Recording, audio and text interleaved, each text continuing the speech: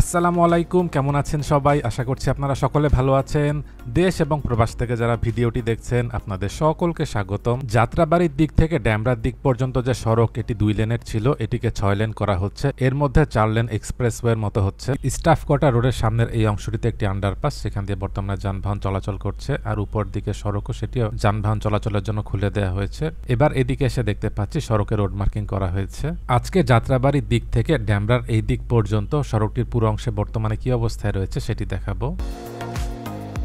এবার যাত্রাবাড়ির দিকে চলে এসেছি। সামনে এটি হচ্ছে মেয়র মোহাম্মদ হানিফ ফ্লাইওভার। এখানে ডান পাশের এই অংশটি চলে গেল পোস্তগোলা হয়ে মাওয়ার দিকে। ফ্লাইওভারের এই অংশটি সামনে গিয়ে শেষ হয়েছে। সামনের এই অংশটি চলে গেল নারায়ণগঞ্জের সাইনবোর্ড এবং কাঁচপুরের দিকে। এই ফ্লাইওভারের উপর দিক দিয়ে ঢাকা এলিভেটেড এক্সপ্রেসওয়েটি যাবে। ফ্লাইওভারের বাম পাশের র্যাম্পের যে অংশ এটি চলে গেল ড্যামরার দিকে। আজকে যাত্রাবাড়ির এখান থেকে চলে যাব ড্যামরার দিকে।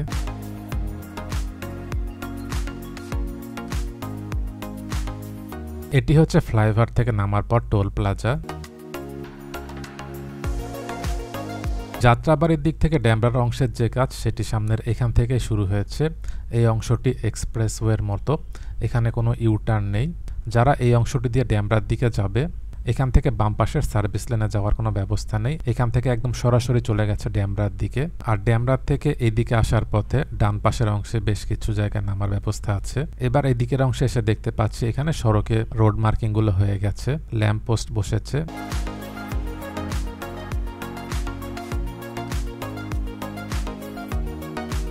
সামনের দিকে একটি ফুটওভার ব্রিজ। ড্যামরার দিক থেকে যখন এদিকে আসছিলাম তখন এই অংশে দেখতে পেয়েছি যাত্রাবাড়ির এই দিকে একটি ফুটওভার ব্রিজ রয়েছে।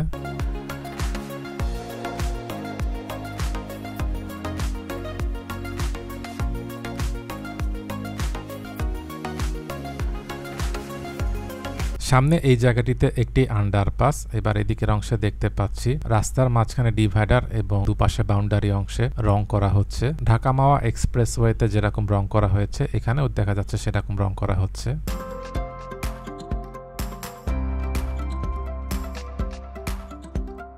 এক্সপ্রেসওয়ের মতো হওয়ার ফলে যাত্রাবাড়ির দিক থেকে ড্যামরার দিক পর্যন্ত এখন খুব অল্প সময়ে যাওয়া যাচ্ছে।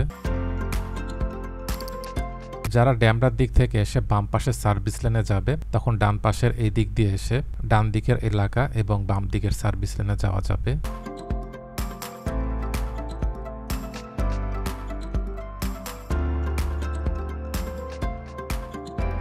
যাত্রাবাড়ি ড্যামরা শিমরাইল নারায়ণগঞ্জ এই সড়কটি একটি গুরুত্বপূর্ণ আঞ্চলিক মহাসড়ক। এই সড়কটি দুটি প্রধান মহাসড়কের সাথে যুক্ত করেছে। একটি হচ্ছে ঢাকা চট্টগ্রাম মহাসড়ক, আরেকটি হচ্ছে ঢাকা সিলেট মহাসড়ক। এই সড়ক সহ আশপাশের এলাকায় এখন অনেক বাণিজ্যিক শিল্প প্রতিষ্ঠান, ব্যবসা বাণিজ্য ও আবাসিক ভবন গড়ে উঠেছে, যার কারণে এই সড়কেও যানবাহনের চাপ বেড়ে গেছে।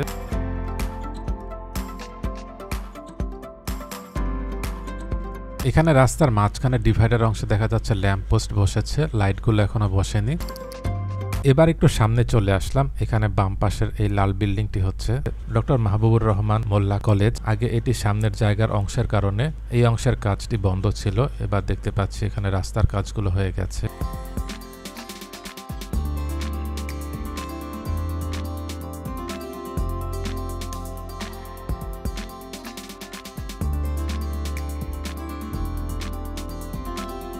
এখানে সামনের দিকে আরেকটি আন্ডারপাস।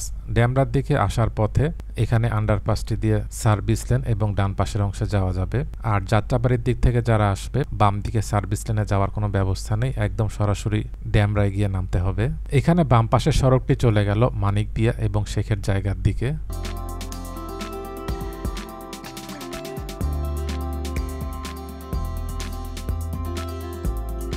সিলেট মহাসড়কের যে কাজ সেটি কাঁচপুরের দিক থেকে হবে। কাঁচপুরের দিক থেকে ভুলতা পর্যন্ত এই অংশে যখন সিলেট মহাসড়কের কাজ হয়ে যাবে তখন গাজীপুরের ভোগড়া থেকে ঢাকা বাইপাস হয়ে এদিকে ড্যামরা হয়ে সরাসরি যাত্রাবাড়ির দিক পর্যন্ত খুব সহজেই যাওয়া যাবে। যাত্রাবাড়ির পরে এই সড়কটি সোজা চলে গেল পোস্তাগোলা সেতুর দিকে, যে দিক দিয়ে মাওয়ার দিকেও যাওয়া যায়। অনেকেই বলছিলেন এই সড়কটি যেখানে শেষ হয়েছে সেখানে যদি একটি ওভারপাস থাকতো তাহলে পদ্মা সেতুর দিক থেকে যেসব যানবাহন ঢাকা সিলেট এবং টাঙ্গাইল মহাসড়কের দিকে যাবে তখন সেই ওভারপাসটি দিয়ে খুব সহজেই এই অংশটিতে আসতে পারবে। এতে করে এই অংশে কোনো সিগন্যাল থাকবে না। এখন মোড়ের অংশে সিগন্যালের কারণে দেখা যায় অনেক সময় দীর্ঘ যানজট লেগে যায়। এবার এদিকের অংশে এসে দেখতে পাচ্ছি রাস্তার দুই পাশের অংশে গাছ লাগানো হয়েছে। সড়কের এক্সপ্রেসওয়ে অংশে দেখা যায় মাঝে মাঝে উল্টো পথে যানবাহন চলাচল করে, যেটি খুবই ঝুঁকিপূর্ণ। এখানে দেখা যাচ্ছে সড়কের দুপাশে বিভিন্ন ধরনের গাছ লাগা হয়েছে। জায়গাগুলো দেখতে পরিষ্কার পরিচ্ছন্ন থাকলে দেখতে ভালো লাগতো।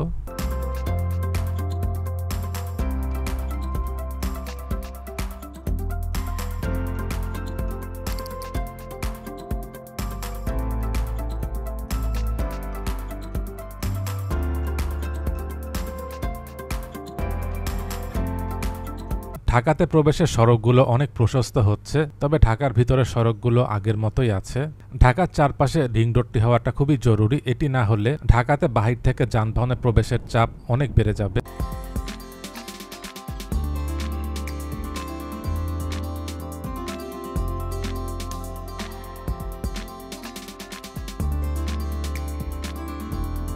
এদিক দিয়ে যাওয়ার পথে ডান পাশে খালের পানিটি দেখতে পেলাম পরিষ্কার আছে। আমাদের দেশে নদ নদী খাল বিল এগুলো পানিটিকে পরিষ্কার রাখাটা খুব জরুরি। এখানে ডান পাশের অংশে দেখা যাচ্ছে ছোট করে হাঁটার পথ করা হয়েছে।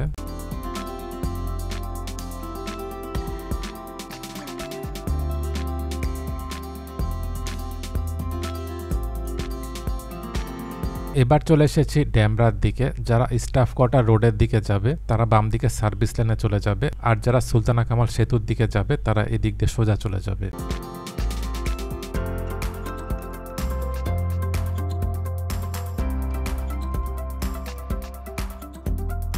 সামনের দিকে এই জায়গাটিতে একটি আন্ডারপাস, বাম পাশে স্টাফ কোয়ার্টার রোড হয়ে সড়কটি বনশ্রীর দিকে চলে গেছে। যারা সুলতানা কামাল সেতু এবং নারায়ণগঞ্জের দিক থেকে বনশ্রীর দিকে যাবে তখন এই আন্ডারপাসটি দিয়ে বাম দিকের অংশে চলে যেতে হবে।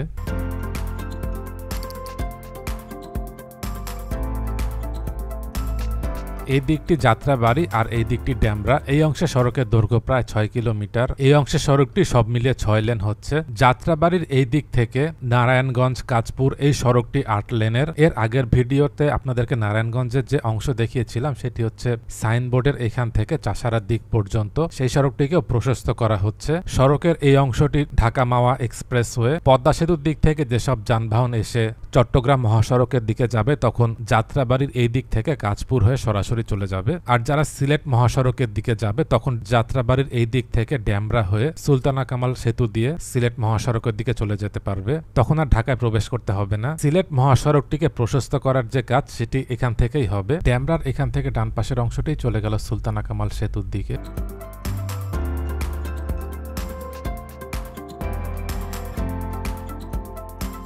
যাত্রাবাড়ির দিক থেকে সড়কের কাজটি শুরু হয়ে সামনের এই দিকে এসেই শেষ হয়েছে। সড়কের ডান পাশের এই অংশটি চলে গেল কাঁচপুরের দিকে।